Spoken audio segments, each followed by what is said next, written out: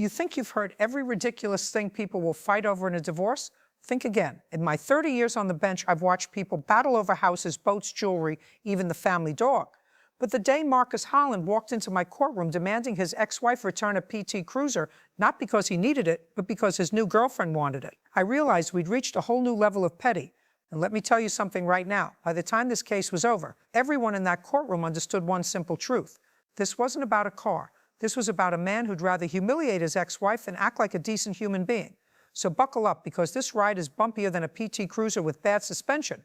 The moment Marcus Holland strutted into my courtroom, I knew we were in for a show. He was dressed in a cheap suit that didn't quite fit right, walking with that cocky swagger men get when they think they're about to win something. And right beside him, his girlfriend Jessica Martinez, 23 years old, blonde highlights, and an attitude that could strip paint off a wall. Oh, and get this, Jessica was the plaintiff, not Marcus. His girlfriend was suing his ex-wife. On the other side stood Denise Holland. Well, technically, Denise Martinez Holland, though she was in the process of dropping the Holland part as fast as legally possible. She looked tired, the kind of tired that comes from dealing with nonsense for too long. Before we dive into the disaster, let me explain how we even got here. I started with Jessica, the girlfriend. She tells me she met Marcus about 8 months ago at a bar. Real romantic, right? He told her he was divorced, clean break, all done, moving on with his life. He said the divorce was finalized, Jessica said, twirling her hair like she was auditioning for a reality show. He said his ex-wife was crazy and he just wanted to start fresh. Sure, I've heard that line about 1,000,000 times. Turns out Marcus and Denise weren't divorced. They were separated, barely. The ink wasn't even dry on the separation agreement when Marcus moved Jessica into the house he used to share with Denise.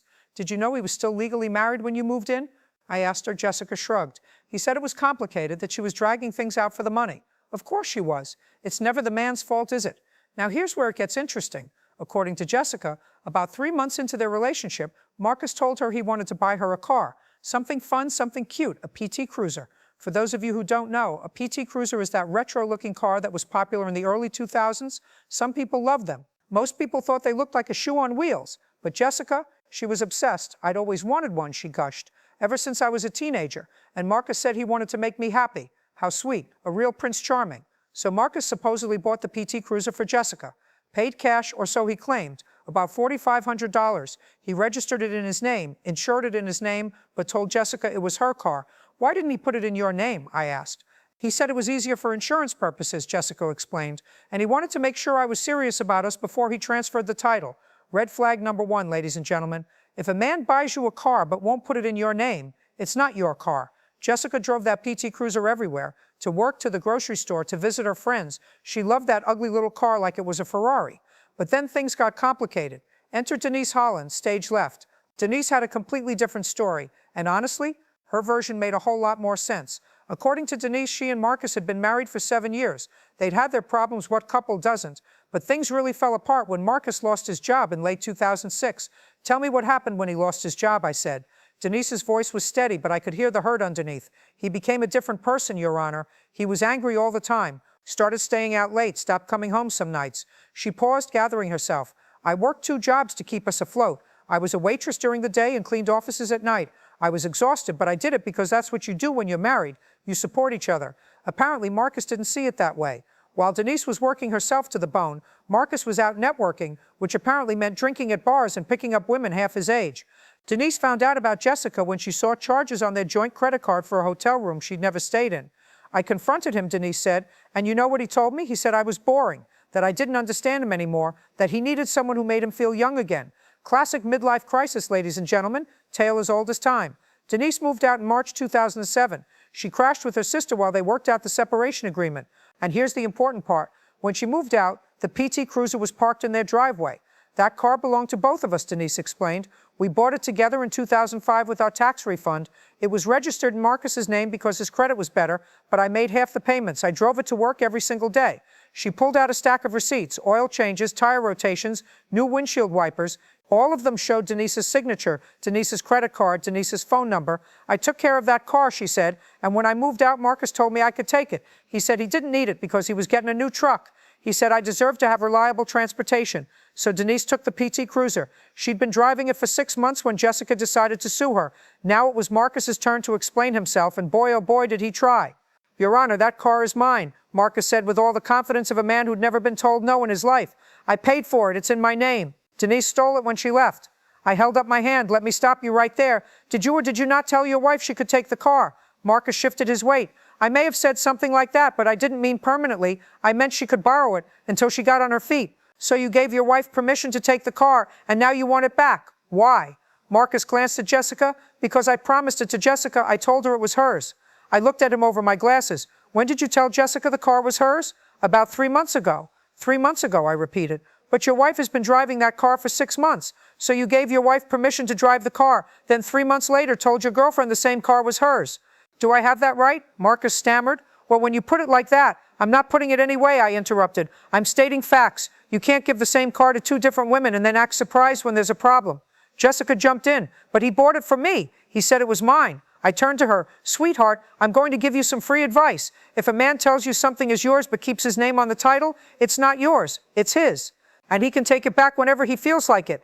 Jessica's face turned red. Marcus looked like he wanted to crawl under the table, but I wasn't done yet. I dug into the paperwork they'd brought me, and that's when things got really interesting. The separation agreement between Marcus and Denise, signed in April 2007, listed the PT Cruiser as one of Denise's assets. Marcus had signed the agreement. His signature was right there in black ink. Mr. Holland, did you read the separation agreement before you signed it? Marcus squirmed. My lawyer told me to sign it. Your lawyer told you to sign a legal document that gave your wife the PT Cruiser, and you just signed it without reading it. I thought it was temporary. Temporary? I held up the document. This says permanent division of assets. Where does it say temporary? Silence. I kept reading. Turns out the separation agreement also required Marcus to pay Denise $800 a month in spousal support until the divorce was finalized. He'd paid exactly 2 months before he stopped. Why did you stop paying support? I asked. Marcus crossed his arms. Because she has the car. She's got my car, so I'm not paying her anything until she gives it back. Oh, this guy was a real piece of work. Let me explain something to you, I said slowly like I was talking to a child. You can't unilaterally decide to stop paying court-ordered support because you're mad about something else. That's not how the law works. Marcus started to argue, but I cut him off. And another thing, you signed a legal agreement giving her that car, so it's not your car anymore, it's hers. Jessica looked like she was about to cry, but he promised me. Here's where the story takes an even darker turn. As I questioned Marcus further, more details started coming out. Details he'd clearly hoped to keep hidden. Mr. Holland, have you been arrested in the last year? I asked. Marcus's face went pale. That has nothing to do with this case. Answer the question. He mumbled something I couldn't hear. Speak up, Mr. Holland. DUI, he finally said. I got a DUI in August. I pulled out the police report from the court file. Turns out Marcus had been arrested for drunk driving while Jessica was in the car with him. He'd blown a partner more than twice the legal limit. Were you driving the PT Cruiser when you got arrested? I asked, even though I already knew the answer. Yes, so let me get this straight. You gave your wife permission to take the car. Then you told your girlfriend it was her car, but you were still driving it yourself and got arrested in it for drunk driving. Does that about sum it up? Marcus didn't answer. Jessica looked shocked. You told me you weren't driving that night. You said I was. Oh, this just kept getting better. Miss Martinez, were you driving the night Mr. Holland got arrested? I asked. No, I was passed out in the passenger seat. I didn't even know he'd been arrested until the next morning. So not only was Marcus a liar and a deadbeat, he was also willing to throw his girlfriend under the bus to save himself. What a catch. I looked at both of them, Marcus and Jessica, 2 people who'd created this mess through selfishness and stupidity. Here's what I think happened, I told them. I think Mr. Holland bought that car with his wife during their marriage. I think when they separated, he told her she could have it because he felt guilty about cheating on her. Then he met you, Miss Martinez, and started making promises he had no right to make. He told you the car was yours because he wanted to impress you. And now he's in my courtroom trying to take it back from his ex-wife to give to you, even though he legally gave it to her months ago. Marcus started to protest. I'm not finished, I snapped. You signed a legal agreement giving that car to your wife. You stopped paying support. You got arrested for drunk driving in that car and tried to blame your girlfriend. And now you want me to reward this behavior by giving you the car back? I turned to Jessica. And you, young lady, need to wake up. This man lied to you about being divorced. He's using you to hurt his ex-wife. He got arrested and tried to make you take the fall. What exactly do you see in him? Jessica's lip trembled. He loves me. Honey, a man who loves you doesn't lie to you, doesn't put you in danger, and doesn't drag you into his messy divorce. A man who loves you treats you with respect. This isn't love, this is convenience. The courtroom was dead silent. I looked at Denise, who'd been sitting quietly through all of this. Mrs. Holland, you've been working 2 jobs to support yourself, correct? Yes, Your Honor. And you need that car to get to work? Yes, ma'am. Without it, I'd have to take 3 buses. It would take me 2 hours each way. I nodded. The car is yours. It was legally given to you in the separation agreement. Case dismissed. Jessica gasped. Marcus slammed his hand on the table. This is ridiculous, Marcus shouted. That's my car. I banged my gavel. No, Mr. Holland, it's not. It stopped being your car the moment you signed it over to your wife. And let me tell you something else. You owe her $4,800 in back support payments. If you don't pay it within 30 days, I'm holding you in contempt. Marcus's face turned purple. I don't have that kind of money. Then I suggest you get a job. You're dismissed. As they filed out of my courtroom, Marcus was screaming at Jessica. Jessica was crying, and Denise walked out with her head held high. I sat back in my chair and thought about what I'd just witnessed. This wasn't really about a PT Cruiser. It never is about the thing people are fighting over. This was about a man who couldn't stand seeing his ex-wife move on with her life. It was about control and punishment and ego. Marcus Holland didn't want that car. He wanted to hurt Denise. He wanted to take away the one thing that gave her independence and mobility. He wanted her to struggle, to suffer, to come crawling back. And when he couldn't do it himself, he convinced his girlfriend to do it for him.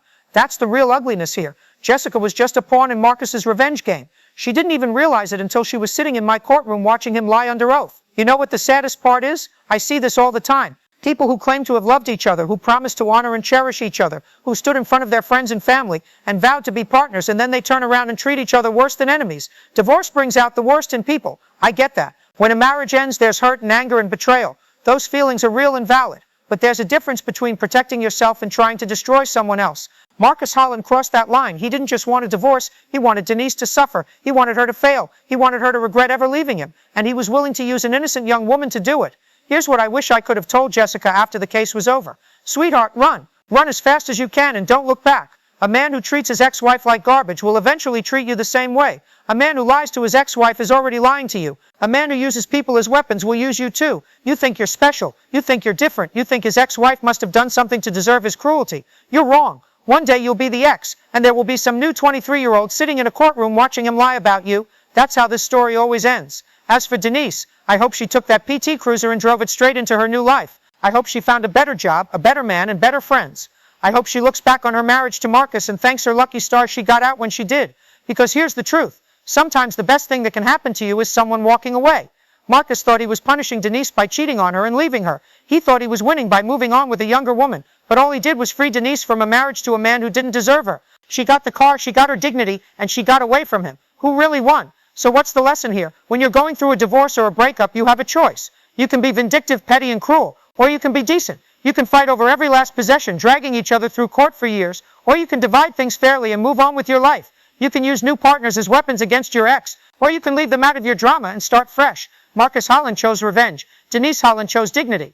Guess which one walked out of my courtroom with their self-respect intact? And one more thing to all the Jessicas out there. If a man tells you his ex is crazy, ask yourself why. If he says she's vindictive, ask yourself what he did to make her that way. If he says she's dragging out the divorce for money, ask yourself if maybe she just wants what she's legally entitled to. There are two sides to every story, and the man who's bad-mouthing his ex to you will one day bad-mouth you to someone else. Pay attention to how he treats the people he used to love, because that's how he'll treat you when the love runs out. The PT Cruiser case taught me something I already knew but needed to be reminded of. People will fight over anything if their ego is bruised enough. They'll spend thousands in legal fees over a car worth $4,500. They'll sacrifice their dignity over proving a point. They'll hurt innocent people just to feel like they won. And at the end of the day, what do they really win? Nothing. Marcus didn't get the car. He didn't get his dignity. He didn't even get to keep his girlfriend. Last I heard, Jessica left him 3 weeks after the trial. All he got was a court order to pay back support and a reputation as a deadbeat ex-husband. Was it worth it? You tell me. If you ever find yourself in a situation like Marcus or Denise Holland, if you're going through a breakup, a divorce, or any kind of separation, do yourself a favor. Stop and ask yourself, is this really about what I'm fighting for, or is this about hurting someone else? Because I promise you, judges can tell the difference. And the law doesn't reward pettiness. Denise got to keep her car because Marcus legally gave it to her and then tried to take it back out of spite. The law doesn't care about his hurt feelings or his new girlfriend's desires. The law cares about facts, and the facts were clear. As they left my courtroom that day, I thought about all three of them. Marcus, angry, entitled, defeated. Jessica, humiliated, heartbroken, hopefully wiser. Denise, vindicated, relieved, free. 3 people whose lives got tangled up over a car that wasn't even worth $5,000. But that's what happens when people choose revenge over resolution. Everybody loses, except maybe the lawyers. You know what I tell people when they ask me about my job? I tell them I don't just settle disputes. I watch human nature at its worst. I see people who promise to love each other forever tear each other apart in my courtroom. I see parents use their children as weapons. I see friends betray each other over money. I see family members destroy relationships over inheritance. And every single time I think the same thing. Life is too short for this. Life is too short to hold grudges. Too short to seek revenge. Too short to hurt people just because you can. Marcus Holland spent months plotting how to take that car away from Denise. Months of anger. Months of scheming. Months of bitterness. What if he'd spent that time moving on? building a real relationship with Jessica, creating a new life for himself. He'd probably be happier. Jessica would definitely be happier. But some people would rather be right than be happy. They'd rather win than find peace. And that's a choice they have to live with.